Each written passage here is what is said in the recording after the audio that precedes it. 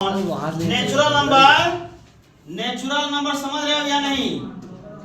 Natural number n, यहाँ पर ये इसका अर्थ हुआ Pn denotes the proposition, proposition को डिनोट करता है truth value depends on natural number n, जिसका ट्रूथ वैल्यू डिपेंड करेगा नेचुरल नंबर n पर, नेचुरल नंबर n पर, है ना दोस्तों। इसका अर्थ आपको हम पूरी तरह से डिटेल में बता। देखो नेचुरल नंबर तो सभी को पता है, नेचुरल नंबर सभी को पता है क्या होता है। Counting number is called natural number, है ना।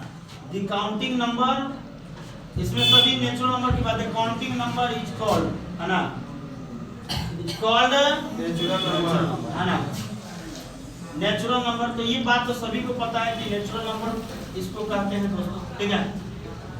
कैपिटल लेटर से इसको डिनोट करते हैं, कौन लेटर से? कैपिटल लेटर क्या हो जाएगा? 1 2 3 4 5 dot dot dot dot dot infinity. कौन सा लेटर बताएं सर? कैपिटल लेटर नहीं है, कैपिटल नेचुरल नंबर बताएं।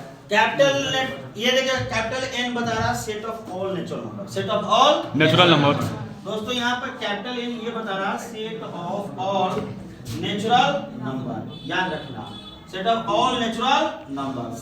देखो दोस्त इसमें एक सिंबल आएगा जिसको देख के आप घबरा जाएंगे। यहाँ 1 किसका नंबर है? मेंबर है, कैपिटल n। अरे 1 किसका नंबर है? 1 को ऐसे लिखेंगे 1 belongs to n, 1 belongs to n, यानी 1 क्या है? 1 इज द मेंबर ऑफ, है ना, या 1 इज द एलिमेंट, है ना, या 1 belongs to 1 is the member of capital n। किसका बेटा है? कैपिटल n का, है ना। 2 भी किसका मेंबर है? n का, है ना। इसको बिलोंग्स भी पढ़ते हैं, 2 belongs to n, 2 belongs to n। क्या आपको क्लियर समझ में आया? यस सर, है ना। तो यहाँ देखिए अगर ये बात समझ में आ गया तो कोई दिक्कत नहीं है, हम एक एग्जांपल से आपको पूरा खुलासा कर दे रहे हैं, दिक्कत बिल्कुल भी नहीं होगा। तो या तो ट्रू हो या तो फॉल्स हो, है ना, उसको हम प्रोपोजिशन कहते हैं, है ना। और ये चीज हम हमारा वीडियो पर भी जाओगे ना तो पूरा प्रिंसिपल ऑफ मैथमेटिकल इंडक्शन पढ़ाया गया है, ठीक है ना। YouTube पर पूरी तरह से इसको विस्तार में समझाया गया है, ठीक है। तो ये आपका प्रोपोजिशन है या मैथमेटिकल स्टेटमेंट हो जाता है दोस्तों। Pn से इसको डिनोट किया जाता है और Pn क्या कहता है कि Pn denotes the proposition. Pn क्या है? एक प्रोपोजिशन है जिसका ट्रूथ वैल्यू डिपेंड करता है, किस पर डिपेंड करता है? नेचुरल नंबर n पर डिपेंड करता है, ठीक है। किस पर डिपेंड करता है? नेचुरल नंबर n पर। आपने बोला सर नेचुरल नंबर क्या? तो नेचुरल नंबर काउंटिंग नंबर को आप बोलते हैं और इस तरह से आपकी एक नेचुरल नंबर हो गया, इसको आप कैपिटल n से डिनोट करते हैं, है ना। अब n क्या है? Set of all natural numbers है। यहाँ पर 1 क्या है सर? n का मेंबर है। 2 क्या है? n का मेंबर है। 3 क्या है? n का मेंबर है। अंडरस्टैंड? यहाँ तक अगर समझ में आ गया तो हम एग्जांपल पर बात करेंगे, लेकिन इससे पहले आप इनको नोट कर लीजिए, ठीक है। वीडियो को वहीं पर रोकिए। Pn बराबर तो एग्जांपल समझाते तब ना, तो मान लो Pn, यहाँ देखो इसको सच दैट पढ़ते हैं, क्या पढ़ते हैं? Such that. Pn such that का अर्थ क्या हुआ? यहाँ पर 1 + 2 + 3 एक एग्जांपल ले लेते हैं दोस्त, ठीक है। और कहां तक ले लिए? n तक।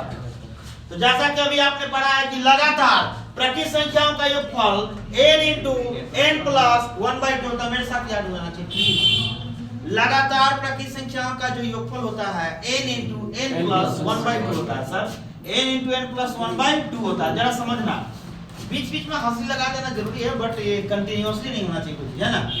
आप कंटिन्यू पढ़ाते रह जाएंगे तो ये थोड़ा माइंड दुखेगा, अरे दूर यार क्या हो रहा है, लगातार शरीर मुंह धुआं करके पढ़ाई रहे, है ना। तो थोड़ा बहुत तो होना चाहिए।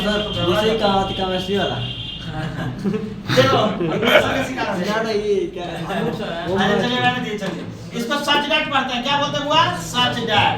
और इसका हिंदी क्या होता है? इस प्रकार की। क्या होता है जी? इस प्रकार की, है ना। इसका हिंदी होता है इस प्रकार की। चलिए जैसा कि अभी हमने बोला है कि यहाँ पर ये हुआ n प्राकृत संख्याओं का योगफल। सुनो, लगातार n प्राकृत संख्याओं का योगफल यह होता है, समझने की कोशिश करना, है ना। अगर कोई आदमी बोल दिया कि सर अगर 5 प्राकृत संख्या दिया इसका अर्थ क्या हुआ? अगर हमने तुमको ये बोल दिया कि P1 बताओ, तो P1 का अर्थ समझते क्या हुआ? LHS का एक टर्म, LHS का एक टर्म। n का मतलब बुझ रहा है? n पदों का योगफल। कितना पदों का? n पदों का योगफल। समझ रहे ना? एक ही पढ़ा होगा तुम लोग। ये n पदों का योगफल है ना। टोटल टर्म इसमें n है। जरा सोचो, आपके 10th वाला सर जी पढ़ाए होंगे कि n/2 into first term plus last term. देखो तो first term 1, last term n और टोटल पद n/2 है ना। सही।